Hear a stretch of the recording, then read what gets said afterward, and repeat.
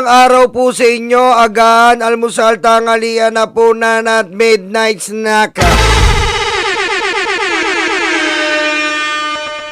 Nagbabalik na naman po si Nyolo, matagal man nawala, nandito na ngayon.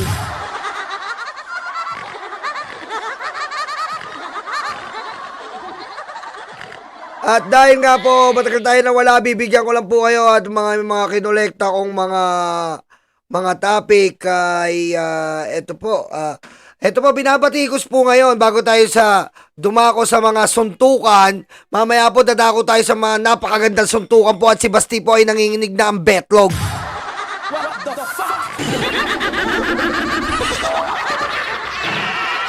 Nanginginig na po ang betlog ni Basti. Namamawis-mawis na ang betlog ni Basti sa suntukan nila. Ang dami na pong mag-i-sponsor pero bago yan, gusto po natin munang talakayin ito na binabatikos po nila ang Tingog Party List. Alam nyo po, kahit naging ABP Party List tayo, pero itong Tingog Party List po ay isa sa mga tinitingala ko. Dahil ito po ang Tingog Party List na to, ang dami po natutulungan nito. Ito pong Tingog Party List.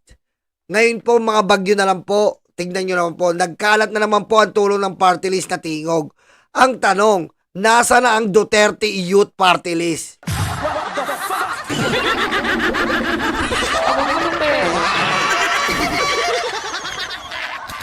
Kahit saan po kayo magtanong po, basta sinabing Tingog Party List, sandamakmak po ang tulong dyan. At hindi po kayo mapababayaan sa pamumuno po yan ngayon ni Congressman Erice ba yun? Ayan. At syempre si Ma'am Yeda Romualdez. Binabatikos po ito na yung sinasabi ko nga po, yung sinasabi nilang political dynasty. Opo, hindi natin matatanggihan dahil si Ma'am Yeda po ay asawa ni Congressman Romualdez. Pero naman po, makikita mo naman po, ito po ang tinatawag na kung meron pa tayong guding, ang baklang mabait, meron tayong bading, baklang salbahe.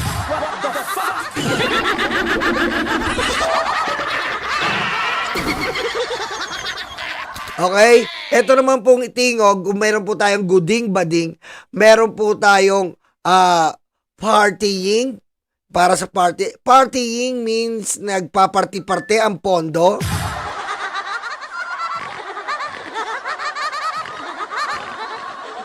Okay? Ayan po, partying. At meron naman po tayong party-party. Ibig sabihin po, nakikipart po sa ating mga kababayan.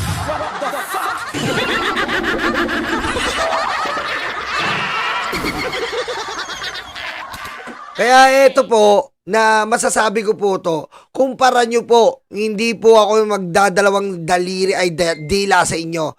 Ito pong Tingog Party List po ay napakalupit po talaga. Kahit itanong nyo pa, alam nyo po ba yung DDS ko na kapatid? Binoto nila, Tingog.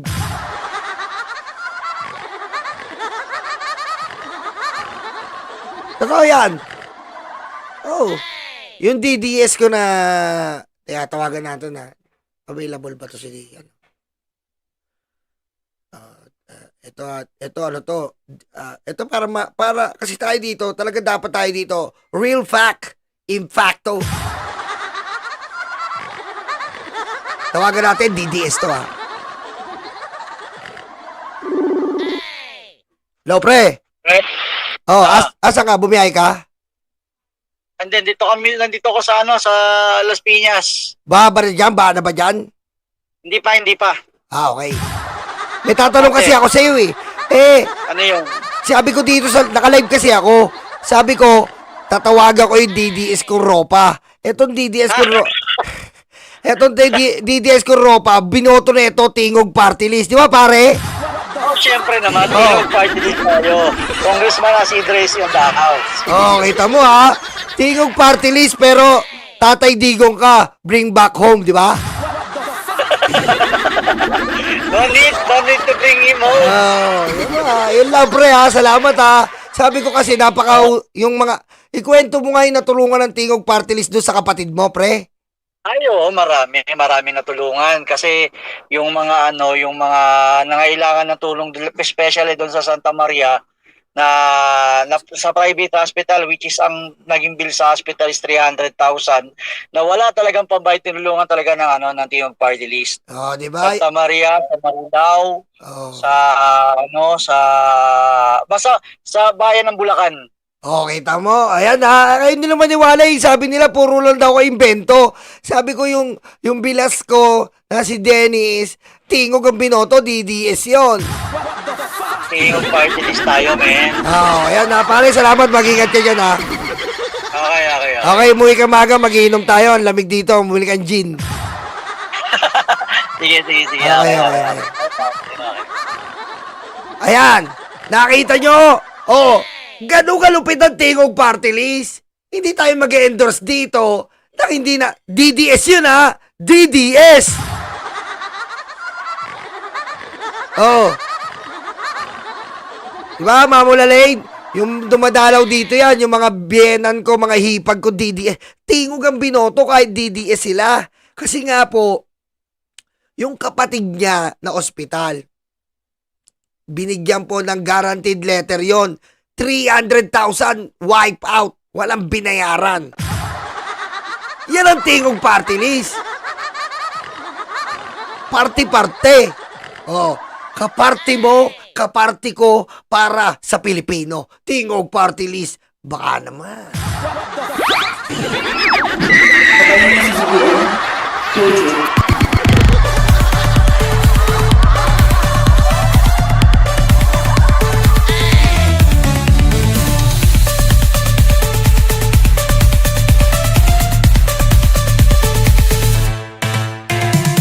Yan po ang Tingo Party List na sinasabi ko sa inyo.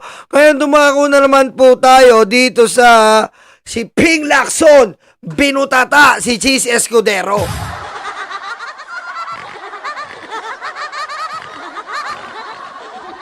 Dami kong pending, men. Grabe, nakakatamad to. Daming issue.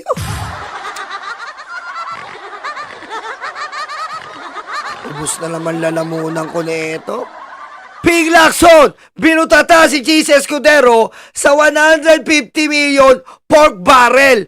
No, say cheese.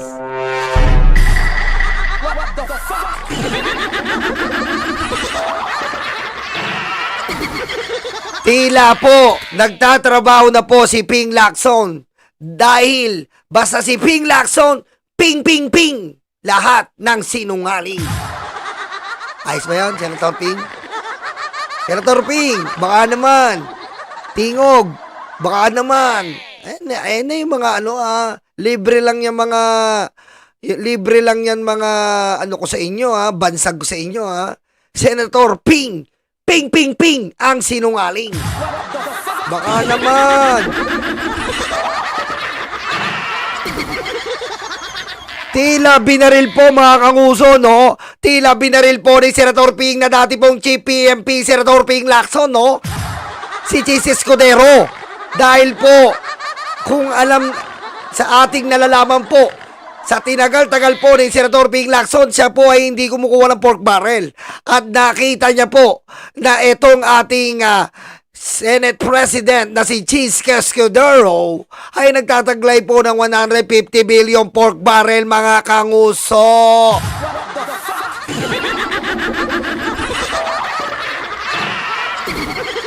Ayon nga po sa Abante, kung saan nababasa po natin doon dito ang Serek Siberia.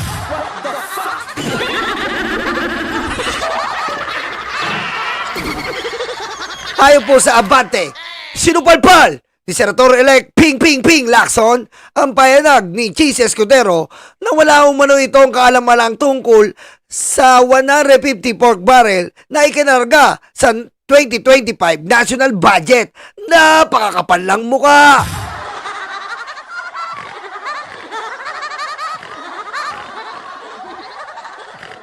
Grabe naman to, no? Paano walang kinalaman si Cheese Escudero? Ikaw ang Senate President. At kung umasta kayo, kasama mo ang DDS. DDS black na mga tungak.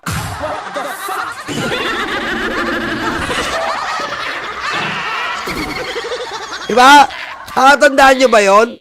Nung BICAM, kung umasta ang mga DDS black na mga tunga kasama ito, binintang po nila lahat sa Kongreso ang insertion. Kesyo Blanco, putek sila pala, meron silang 150 billion mga kausok.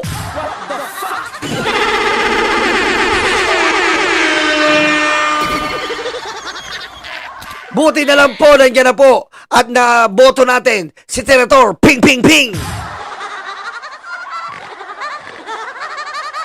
Idiretso natin.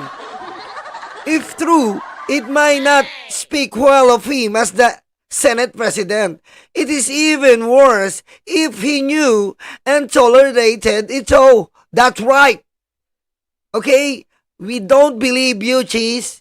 Even though you have a heart, but you have no mind.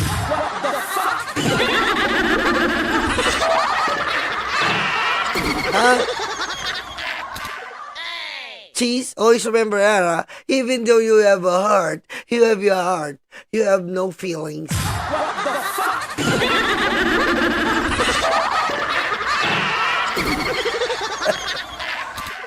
Putik, ubusan na ng boses to.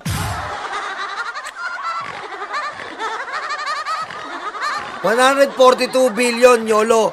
Sinungaling pala itong abante na to. Sabi dito, 150 pork barrel. Ano ba talaga?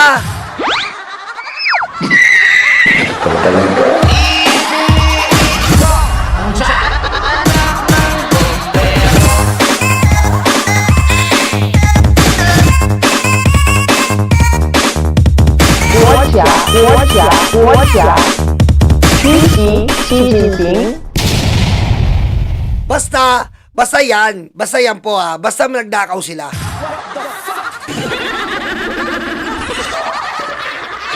Okay? Sa isang parehag, bilang reaksyon sa tugon ni Escudero, kaugnay ang mga kwestiyon hinggil sa sinasabing listahan umuno ng mga alokasyon para sa pork barrel. Sa nakaraang press briefing, minaliit ni Escudero ang mga aligasyon tungkol sa pork barrel na ipinasok sa 2026 budget.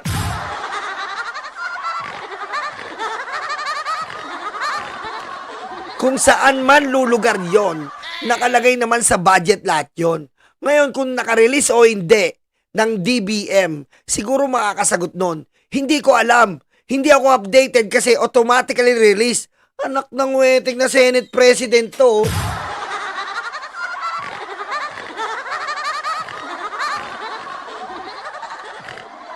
Ang lala naman nun, paano hindi mo alam? Ikaw ang Senate President, you are the head of the Senate. How come you didn't know about the budget? Okay, because you are the head of the Senate. It seems, we cannot believe it. What the fuck?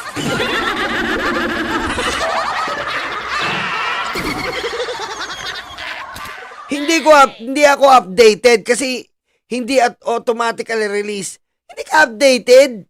Ha? I-update mo. Ano ka na ba ngayon? Android 61 na. Anong Android ka ba, Cheese? What the fuck?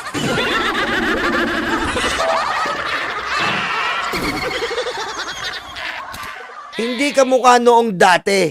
Ngayon, kailangan ng saro paliwanag ni Escudero. Tapos, sabi ni Anya, karamihan sa budget ay nananatili sa ilalim ng foreign later release status o tinatawag na Special Allotment Release Order. Inginuso pa ng senador ang Executive Department na siyang naglabas ng final release data. Pinagdiin ni Lacson na ipinapakita lamang dito ang kawalan ng transparency at integridad sa proseso ng budget. Yan ang sinasabi ko sa inyo. Yan po. Eto po. Diba ito na po. Dati po sa Senado, lamang na lamang ang bobo.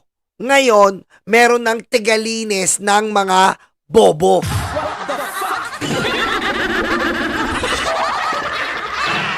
Diba? Kasi po, dati po, lamang na lamang ang bobo. Mga bilyar, mga bongo, bato, Robin, Aimee Baba, Kulaong, lamang sila ngayon. Pero ngayon, sa pagpasok po ni Tito Soto at Lacson na magiging minority leader, sabihin na natin minority leader, wag na tayo mag-expect, wag na po tayo mag-expect na tayo ay makakakuha pa ng Senate presidency. Matagal ko lang sinabi sa inyo yan. Kasi po, si JVR, si Tony Laglag na at ni Chis Escudero na nakipag-meeting po sila at ang agent nila ay si Jenggoy Estrada.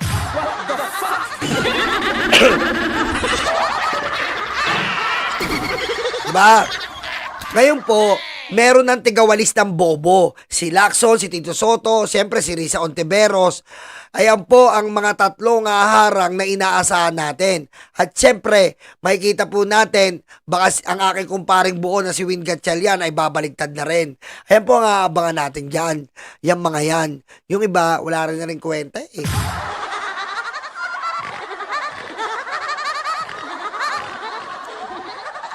Binanggit ni Lacson na mismong si Pangulong Marcos ay inamin na ang final na 2025 national budget ay hindi gaya ng isinumite ng Malacanang dahil sa mga congressional insertion. Tapos bibintang na naman nila. Palagi na lang ang House. Ang House ang masama. Ang House nga ngayon nang sabi, open live via satellite ang BICAM. Hindi pa sumasagot ang Senado. Bakit? Ayaw nyo. Oh, ngayon bintang kayo ng bintang dati sa House na blanco, blanco, blanco. O ngayon, alam mo, itong mga senador na to, akala mo kung sino sila eh. Akala mo, mga mayores eh.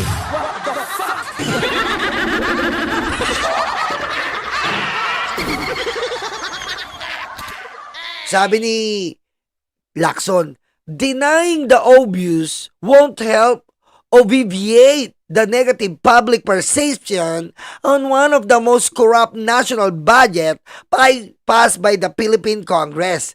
Ayan po, ayan nga po yung BICAM na lahat sinisi sa House. Laging malinis ang Senate. How come naman?